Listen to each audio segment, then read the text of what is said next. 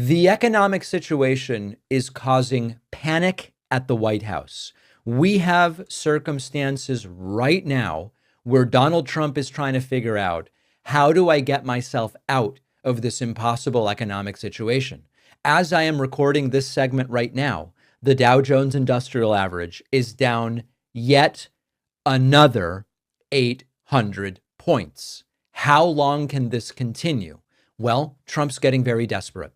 And Trump took to Truth Central, very important platform, of course, and started laying out his frustrations. He builds to the economic stuff, but he starts by talking about the recently deported Kilmar Abrego Garcia. Let's start there. Trump, quote, "Radical lunatic Democrats and their comrades in the fake news media are falsely making Kilmar Armando Abrego Garcia out to be a very sweet and innocent person, which is a total blatant and dangerous lie. Garcia has been found by two separate courts to be a member of the violent killer gang MS-13, was in our country illegally, and is under a deportation order. It is despicable and un-American for liberals and the mainstream media to hate our country so much and be obsessed with protecting criminals instead of working to keep our borders, streets, and families safe.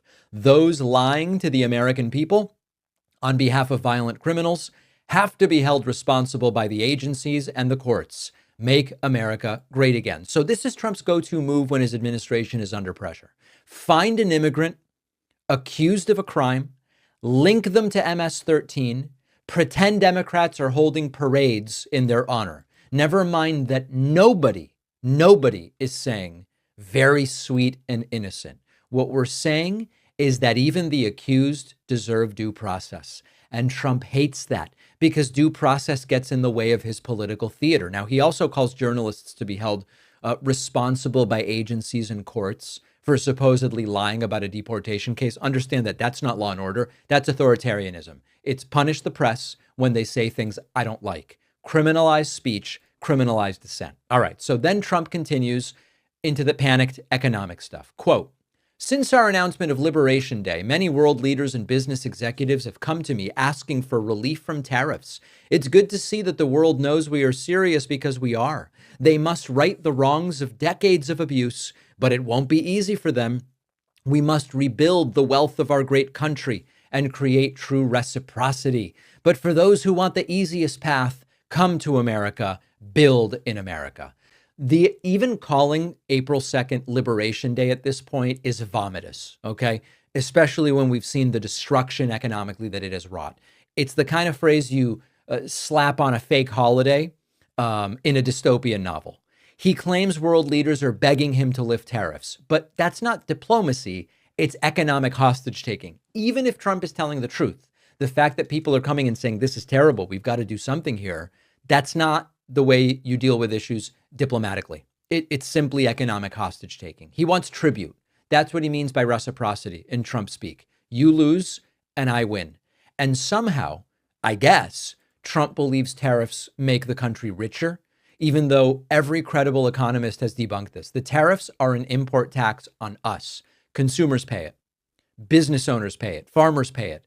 But Trump seems to think he's teaching the world a lesson, but we're the ones paying the price. All right. And then Trump continuing with a list of non-tariff cheating that he says other countries do. He says other countries do currency manipulation. They use value-added taxes which act as tariffs, dumping below cost, export subsidies and government subsidies, protective agricultural standards, protective technical standards like Japan's bowling ball test, counterfeiting, piracy, and IP theft, and transshipping to evade tariffs. Now, some of these points are legitimate. There has been intellectual property theft. Using transshipping to avoid tariffs is a technique that is sometimes used. But lumping all of this stuff together and saying that tariffs are the answer is like getting trade advice from, YouTube conspiracy theorists. He's not wrong that international trade isn't always fair, but Trump's solutions, unilateral blanket tariffs with no strategy and no on-ramp, combined with public tantrums and isolationism, it's not going to fix any of it. It will alienate allies. It will raise prices here in the United States. And the reason that Trump is doing this is because he's spiraling, bouncing from immigrant fear mongering to economic bravado to technical jargon that he doesn't even understand. This is not a vision. This is panic and desperation, because even just as we were talking, the Dow dropped another 50 points. Trump's desperate. His billionaire buddies are coming to him saying, "Sir, with tears in my eyes, I can't have my stock portfolio drop 2 to 3% a day. This isn't sustainable."